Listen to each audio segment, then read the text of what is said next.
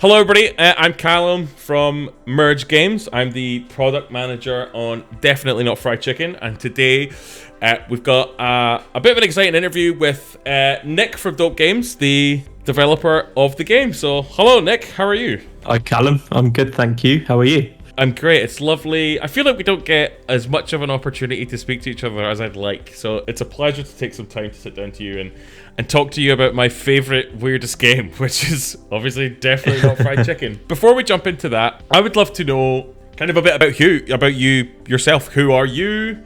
Where are you from? Kind of what does your life look like? So yeah, for all the listeners out there, who is Nick from Dope Games? Who are you? I am Nick from Dope Games.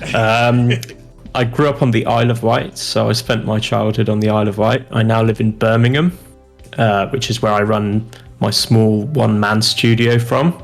In terms of my background's in programming. I've got a master's degree in computer science, and I've been working on games for about 6 years now. This is my first commercial game that I'm releasing under my company's name, Dope Games. But prior to that, I worked mostly freelance on smaller mobile games and also some commercial technology in the AR space. Like, what made you want to have a stab at creating your own gaming, having your own IP, and turning that into Dope Games? Like, talk to us about like the early days of starting your own company. So I initially got into programming because I wanted to make games. It wasn't because I wanted to make anything else with my ability to program. So that was like the reason to learn how to program in the first place. And prior to making Dope Games and working on DNFC, I was freelancing to kind of get experience within the Unity game engine.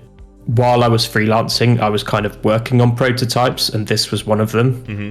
So I sort of just saved up enough money to take about 6 months off to sort of get this prototype to the place where it needed to be in order to pitch it to publishers like Merge Games. I think I reached out to a couple dozen publishers, and I had a decent amount of interest and ended up signing with Merge in the end, which has been amazing so far. So for the people that maybe outside the industry or not sure how it works or are curious, like, talk about like what is the process of kind of getting a prototype together and pitching it to a publisher like ourselves? Like what work's involved in that? Kind of how did you approach what was going to be in the pitch? Like, what does the pitch look like? Talk about kind of that initial pitching stage for the game.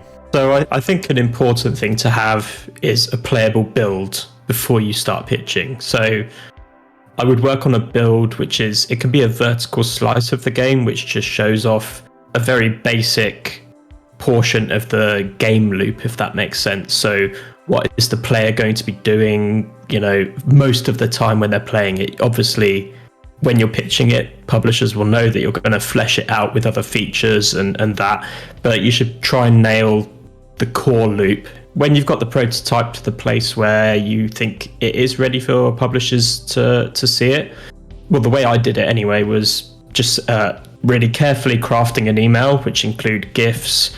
It also included my estimates about how long development would take, the budget, the team. For most of the development, it's been just me. But if you have a wider team, it would be worth including that in the email as well. And then obviously include a link to a place where the publisher can download and play the build too. And then there's just like various lists online and of different publishers that you might want to approach. And obviously you can probably speak more to this than me, but different publishers have different games in their wheelhouse. So when I was reaching out to them, I didn't really reach out to anyone that was like in the mobile space, because obviously this is a PC game. And I think I also mostly reached out to people who had published simulation games or like immersive sim games, if that makes sense. Perfect sense, yeah. Well, the game itself is obviously like the premise alone is hilarious. It's almost shocking that nobody has really done this before you. Yeah. So talk about like where did the idea for this come from? Like, if you can remember, kind of, was it something that just came to you in the night, or is this something that you have been thinking about for a long time, or did the influences, the obvious or less obvious influences the game has, did they play a bigger role in the kind of creating the initial concept? Like, how did Definitely Not Fried Chicken come about? Yeah, I was actually working on a different game prototype or a different concept prior to Definitely Not Fried Chicken, and the idea of the game was that you would run like an agency for hitmen and send them out on missions, and that was the idea anyway. Obviously, some would die, and it was really about the resource management of running your hitmen. Mm-hmm. And then I was struggling to think of where the game could go progression-wise. It seemed a bit shallow, and then one day I was just sitting outside having a cup of coffee, and I just thought, drugs. It should be a drugs game. Like, that's so much more interesting. While you're sitting in the back garden having a coffee, drugs comes to mind. Absolutely. So what was the next steps there? You kind of the kind of missing link, the flavor of this kind of idea you've now got. How did the game flesh out into kind of something that more closely remembers what it is today? So I thought about the theme change at that point, and then I'd been watching Breaking Bad, I don't know, I think a year or two before that moment, and one of my favorite characters, in fact probably my favorite character in the whole series, was Gus Fring. I just thought it was so badass, like running this huge drug network all under the guise of a chicken franchise. So that was, I thought, how can we mix this concept into the game? And obviously it being simulation, I wanted some element of like Sims in there as well. So like I really like the idea of characters having all their needs, like hygiene and health and bladder and food or hunger. So really the two main inspirations for the game are Gus Fring from Breaking Bad and The Sims.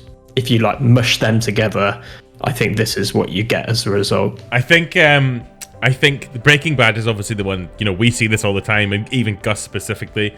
At the trailer that just kind of debuted at JDC a couple of weeks ago, I seen the whole chat pop off being like, this is Gus Simulator, this is Breaking Bad, so that's the obvious one.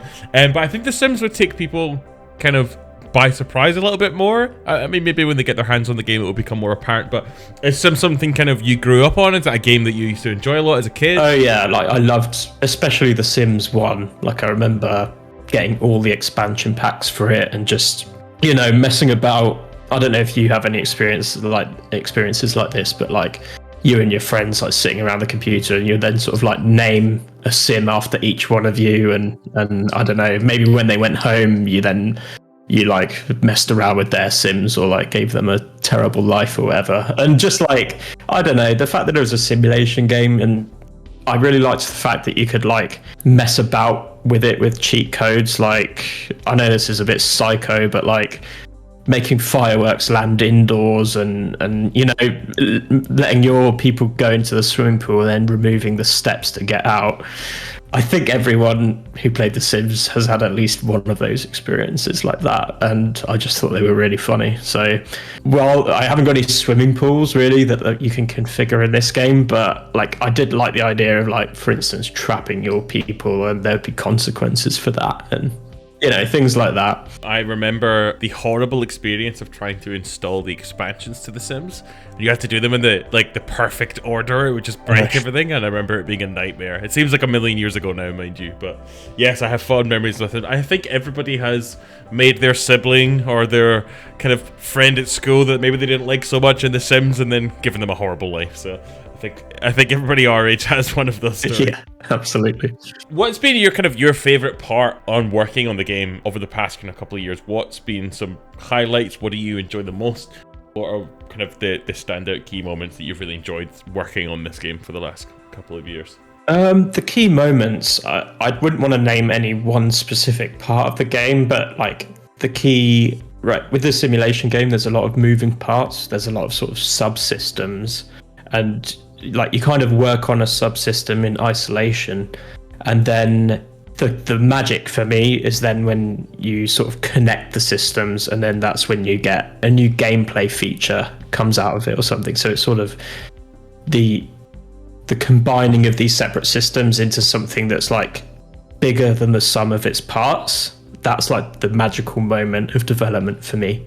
And what's been some some real challenges? Is there any kind of standout moments that have really stumped you, or development hurdles that you found it really difficult to move past, or kind of the process maybe of just being a developer solo? Like, what are some kind of the challenges you've had in trying to bring this kind of vision to life? Yeah, well, like I said, the magical thing about combining these systems is also sometimes a bit of a nightmare. Perhaps sometimes they don't work together quite the way that you wanted. Obviously, this is quite a complicated game from the AI perspective, so that's been a challenge. There haven't been any complete horror stories just yet on this development, so no, it's been pretty smooth sailing, I would say. With the game launching soon, what are you most excited for, like, to watch the community discover or enjoy, or are there parts of the game that you're really excited to see how people react to? What are kind of the things that you're most excited about for when players finally have it in their hands? I think what I'm most looking forward to is just that magic moment where you set up your first business. I know we haven't really covered it, and people may have seen from the trailers, there are more than just fried chicken restaurants. You've also got laundromats, donut shops, nightclubs, casinos, lobster restaurants. But I think what I'm looking forward to seeing is just someone's planted a cannabis plant, they've hired someone to water it, it's grown. Then you have to set up the delivery logistics of shipping it to your business, which you could watch the whole thing, by the way. Like, that's another reason why this is quite a complex AI game, because like some games sort of separate parts of the game, if that makes sense. But in this game, you can literally watch your plant grow, it get harvested, it get loaded into a truck and transported to another business which you've physically built, and then you've configured the employees at that business too, and then they'll unload the box of cannabis onto their shelf and someone will come in and order it. And like, it's just that magical moment where all the parts have like combined into this like moment of commerce, of, you know, illicit commerce, if that makes sense. Like, finally everything's kind of pieced together and it satisfyingly works kind of flawlessly. You've made yourself a little drug business, and you're laundering money, and you're selling through like a donut shop or a laundromat, or, you know, I think it's just like the realization of that concept, which I'm most looking forward to seeing. Let's kind of follow that down the rabbit hole. What's your kind of dream, like, watching a player, you know, unfolding and discovering the game themselves? Like, what is that thing that you want the players to do? What do you want to see happen when you're watching people play the game? I really like the idea of intrinsic goals, right? So these are goals that the player can set for themselves. Obviously, in games where, like Pac-Man, for example, you know, you can't really have intrinsic goals. Like, you've got a high score and, you know, you want to chase that high score. But I like games where the player can kind of make their own goals. So from a design perspective, you don't have to make the best drugs in the world. Like, there's a drug rating system, quite a simple one, but it's there. I kind of want to devise things like the drug rating system, business ratings, and, you know, profit and loss. And I want to put these systems in and then allow the player to kind of make their own goal for their empire. Like, how much profit am I making a day? Like, obviously at the start of the game, you're going to be making very little profit, because your businesses will be mildly profitable if you're not selling drugs through them. But then when you start shipping drugs, that's when they become like a real profit powerhouse. Yeah, I can't exactly remember what the question was, but... Me either. I'm just enjoying hearing you talk about the game. Yeah, just this idea of intrinsic goals is something I really want players to enjoy when they start playing the game. And now on to... More these are questions to just serve me, to be honest, but what's your favourite type of chicken, Nick? My favourite type of chicken is probably buffalo chicken. Buffalo chicken? Yeah, I love it. I also really love... Korean fried chicken is phenomenal. Yeah, are you edging on the side of the hotter the better? I love hot and spicy food. I'm not sure if my body loves it as much as I do, but I like heat, but not at the expense of flavour, if that makes sense. Makes perfect sense. And finally, if definitely not fried chicken was a flavour of chicken, what would it taste like? You know, I think it's got to be buffalo chicken. Just because, I don't know, that's a big part of my life, so it must be in this game as well. The part of you is in this game. Yeah. I'm sorry, it's implanted in there. It's been great catching up. The game's going to be in the hands of the players soon. We don't have a date yet, but there will be one very soon. I'll just open the floor to you. Is there anything you want to say to the community? Is there anything you kind of want to sign off with? I just want to thank the community for all the response to the trailers and that, and I'm glad that there's a lot of people looking forward to playing it, and I'm looking forward to shipping the game and seeing how people get on with it. I can't wait. Me too. I'm very excited. It's difficult to have it in my hands and just want people to play it, so I can't be more excited to get it into the community's hand finally. Nick, it's been a pleasure. Thank you for taking out some time to chat. Hopefully, as we get kind of closer to launch, we'll get the chance to do this again and kind of get an update from you and see how you're getting on. But hopefully speak to you soon, and thank you to everybody listening. We'll have a release date for you hopefully as soon as we can, and we can't wait for you to play it. Thanks, guys. Thank you, Callum. Cheers.